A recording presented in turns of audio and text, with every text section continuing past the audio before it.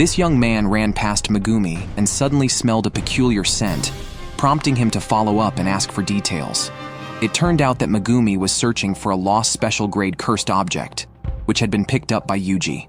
Megumi demanded that Yuji quickly hand over the cursed object. The seal on the cursed object was loosening, attracting a large number of monsters. Yuji mentioned that he had given the cursed object to a senior. Upon hearing this, Megumi immediately lost his composure and rushed to the school, where the senior had already broken the seal. It was a finger. Suddenly, after a loud noise, a sense of oppression hit them head-on. Megumi told Yuji to stay put while the girls hid in fear. However, the senior nearby was already being corrupted by a monster. They were discovered by the monster.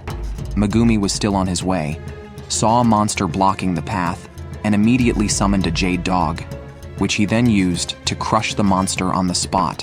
When Megumi found the senior, they were already being absorbed by the monster and could no longer be saved. Yuji broke through a window and punched the monster, heroically rescuing the seniors. When Yuji wanted to see what the monster looked like, it was instantly killed by Megumi. Megumi informed Yuji that the special grade cursed object was a finger of Ryomen Sukuna, and the monsters wanted it because eating it would grant them powerful cursed energy. Suddenly, a monster appeared from the ceiling. After a loud noise, Megumi was grabbed and thrown violently, losing his ability to fight completely.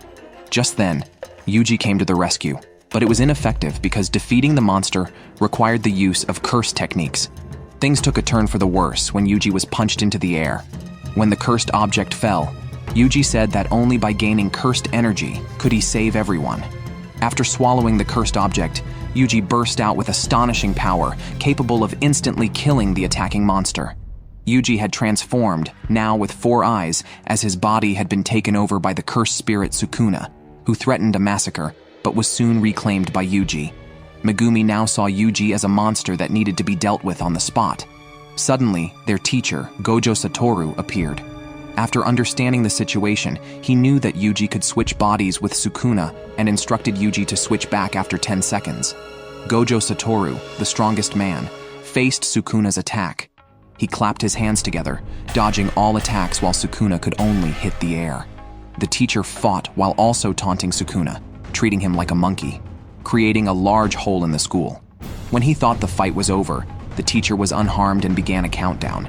Once the time was up, Sukuna was confused because Yuji had taken his body back. Gojo Satoru then gently tapped Yuji on the forehead, causing him to faint. When Yuji woke up, according to the rules of the Jujutsu Academy, he had been sentenced to death, but it was a suspended execution. The teacher then picked up another finger and smashed it against the wall. He told Yuji that these indestructible fingers, totaling 20 because Sukuna had 4 arms, were increasing in cursed energy. The academy currently had 6, and the speed of sealing them could not keep up. To eradicate the monstrous Sukuna, the higher-ups ordered Yuji to swallow all the fingers before executing him.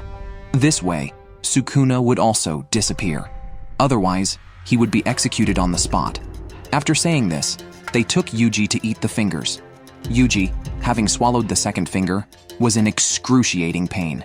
The teacher beside him got ready to fight, but after a while, Yuji returned to normal.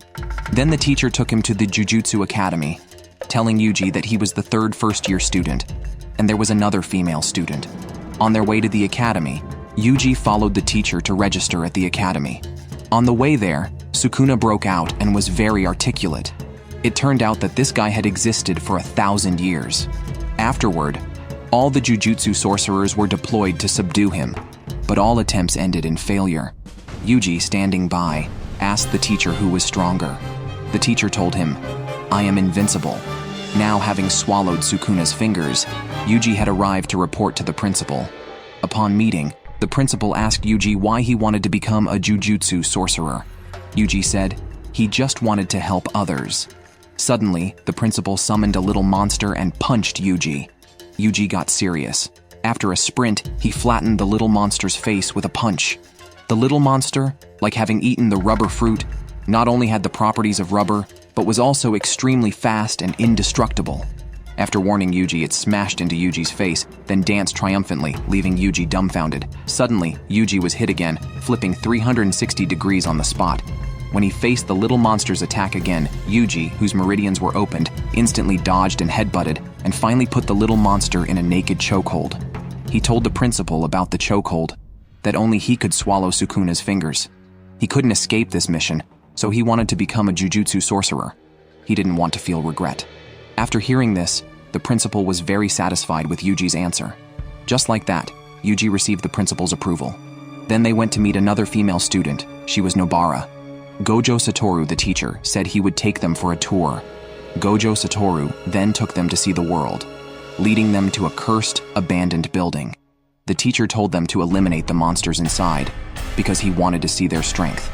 He then handed Yuji a kitchen knife, since Yuji didn't know Jujutsu. He also cautioned him not to let Sukuna out, then ran inside. To increase efficiency, they split up. Suddenly, Yuji hit the jackpot. A monster dropped from above his head, scaring him so much that he quickly pulled out the kitchen knife to calm his nerves. The monster, like it had ADHD, kept shaking its head. The next second, it attacked Yuji. Yuji stabbed the monster in the chest with a knife. After the monster lost its ability to move, Yuji jumped into the air. He plunged the knife into the monster's head. Yuji felt he was incredibly cool. At that moment, Nobara upstairs noticed something off about a dummy nearby and pulled out a hammer to fight. She imbued her nails with cursed energy and hammered down, hitting the monster's head directly. Suddenly, the monster opened its eyes, and with a snap of her fingers, Nobara drove 2 more nails into the dummy's head until it exploded. The next moment, Nobara spotted a child hiding in the corner. A monster emerged from the wall and grabbed the child with one hand. Seeing this, Nobara immediately halted her attack, realizing the monster was intelligent and was using the child as a hostage.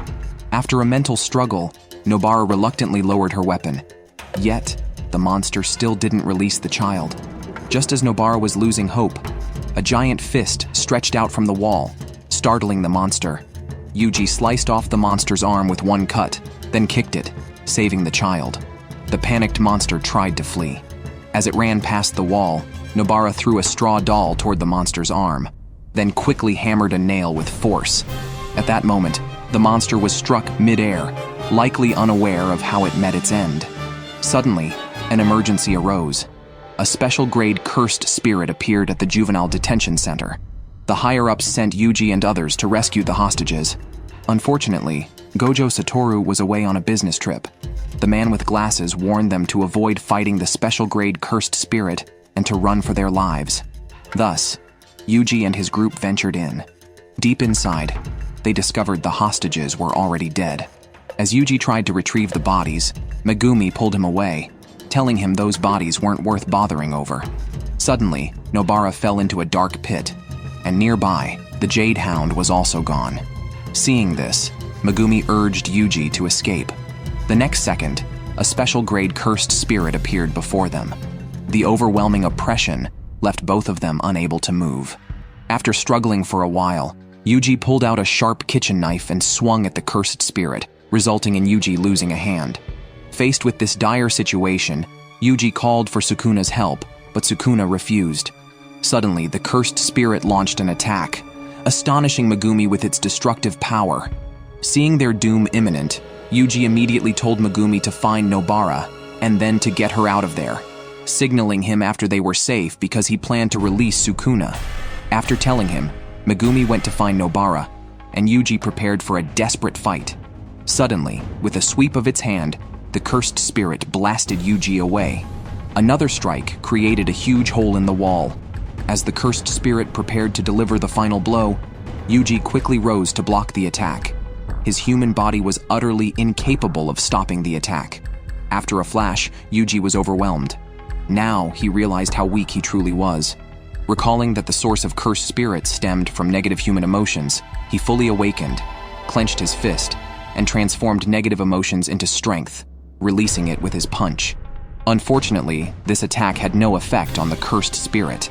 Meanwhile, Megumi successfully rescued Nobara. At that moment, Yuji gave a slight smile and released Sukuna. Facing the special-grade cursed spirit, Sukuna acted as if he was merely playing with a monkey. At that moment, the enraged cursed spirit formed a Rasengan and hurled it fiercely towards Sukuna. Calmly, Sukuna blocked the attack with one hand. Sukuna told him, "Your nightmare has just begun." After saying this, he grabbed the cursed spirit's head, followed by a kick. The ground collapsed instantly. The next second, it fell into a sewage ditch.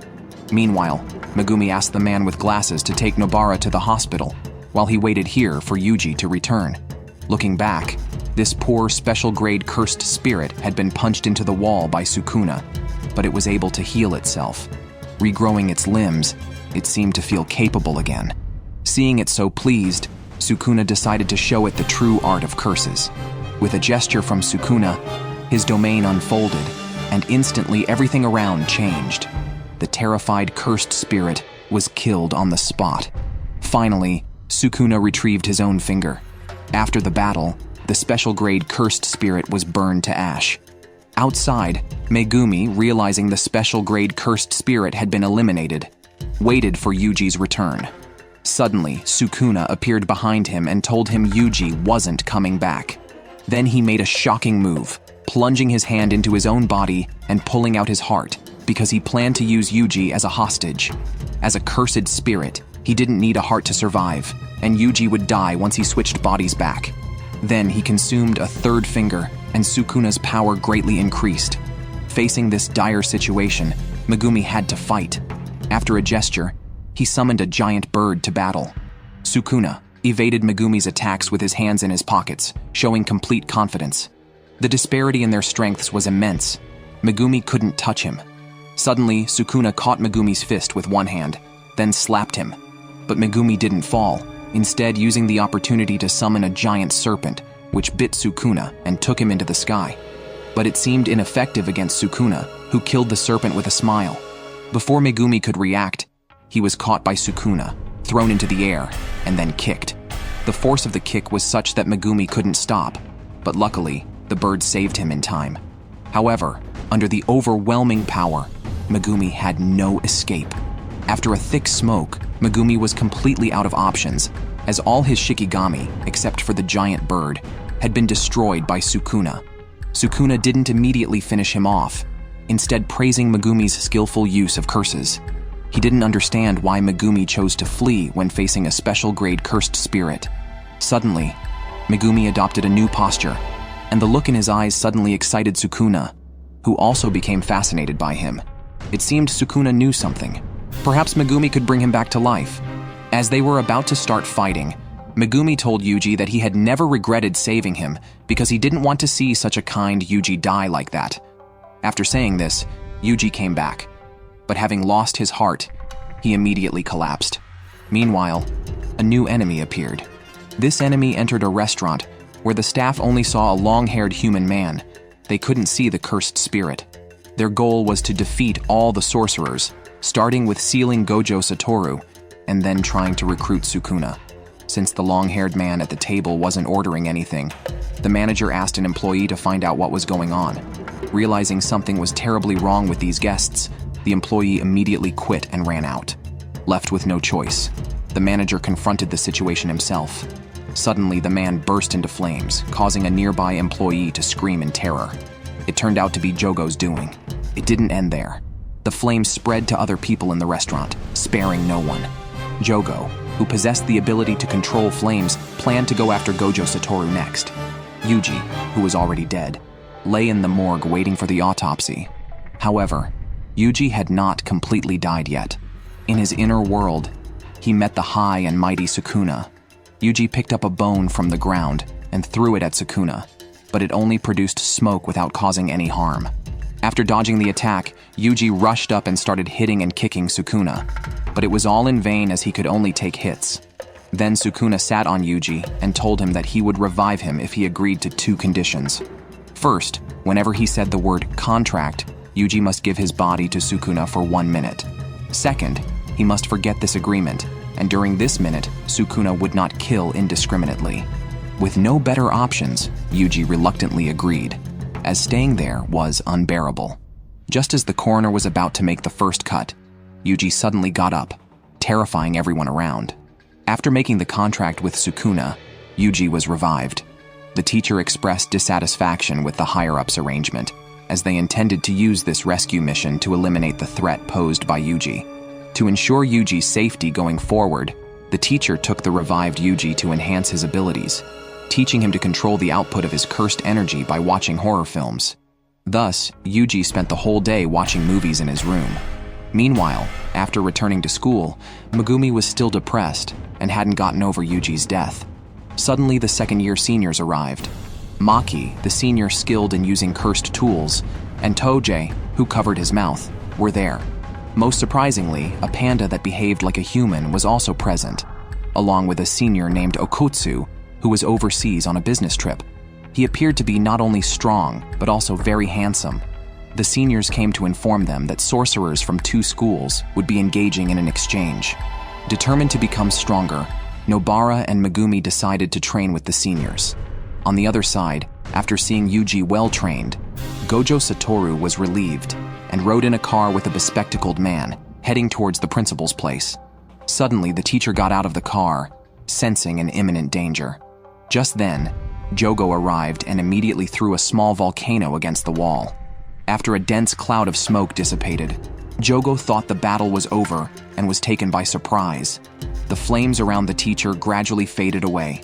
Seeing this, Jogo quickly summoned several firestone insects to deal with the teacher. Suddenly, under a burst of intense light, the insects self-destructed.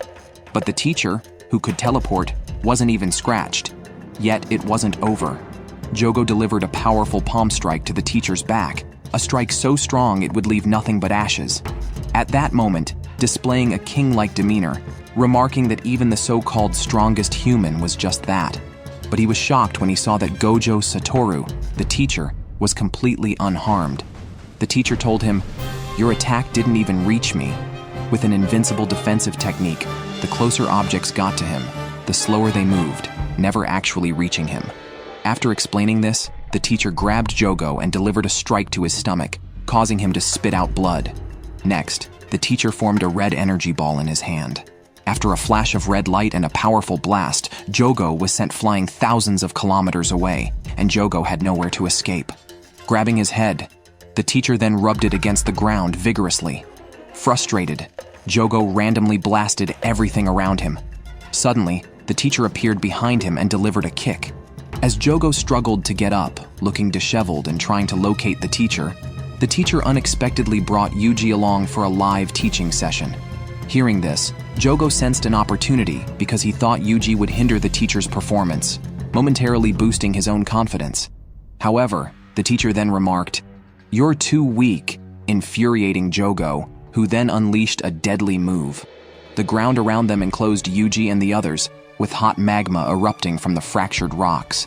Facing a perplexed Yuji, the teacher began to explain that opening a domain requires a significant amount of cursed energy, which is one of the benefits as it enhances strength. The most terrifying aspect is that attacks within a domain are guaranteed to hit. There are 2 ways to counter this. One is to escape the domain, and the other is to expand your own domain. Jogo initiated an attack, and as a wave of hot rocks nearly hit them, they suddenly stopped because the teacher had powered up, causing another frenzy among the fans. Jogo found himself surrounded by a barrier, confused and panicking as his brain was flooded with useless information.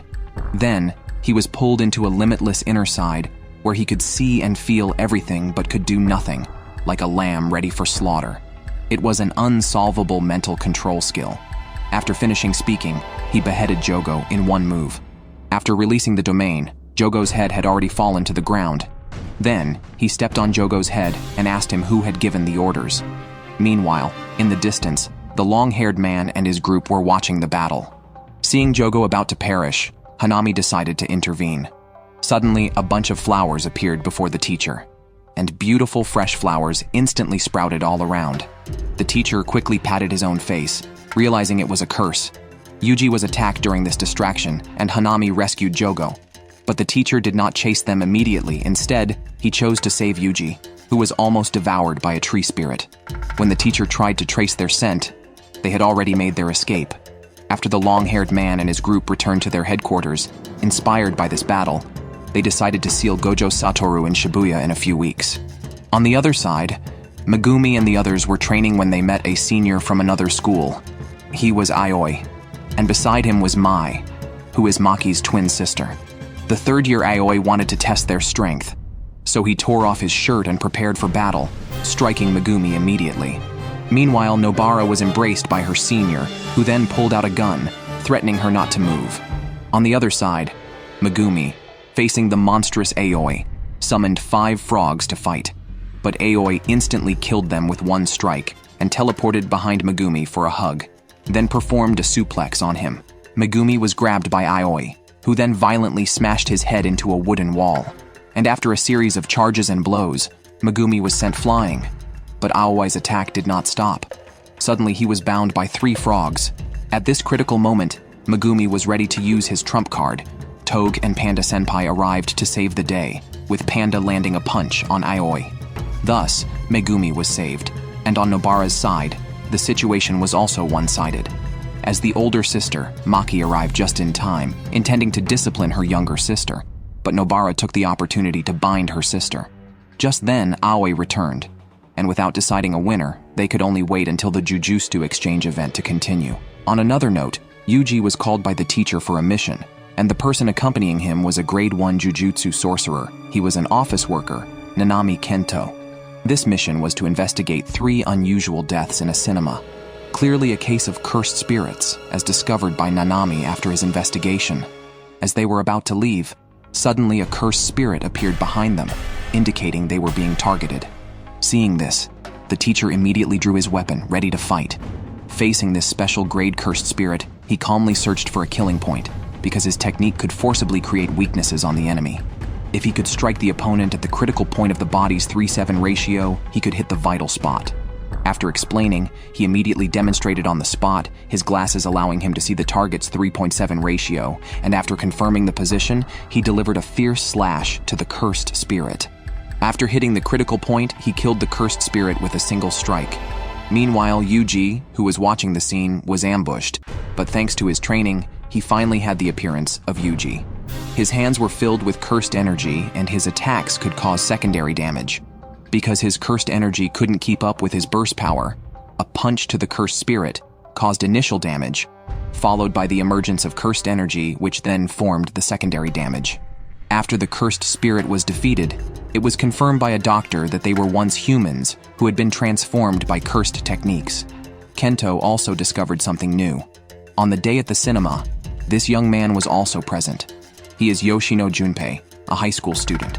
At school, he was often bullied by a few guys.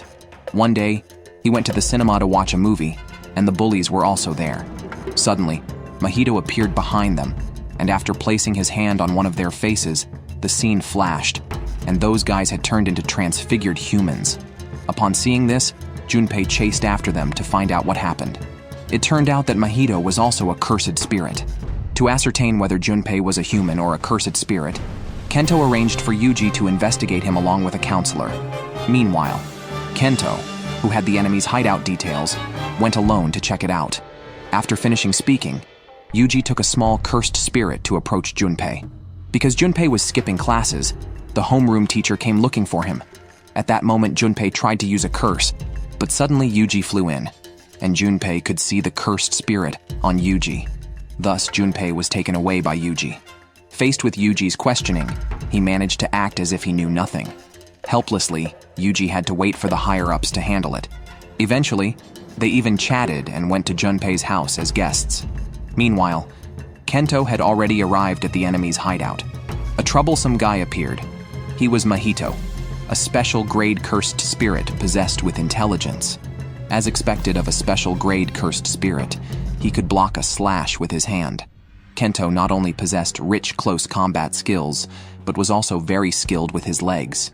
Then, through his eyes, he saw the 7-3 ratio on Mahito's body, played around with a kitchen knife, and dealt a critical blow to Mahito.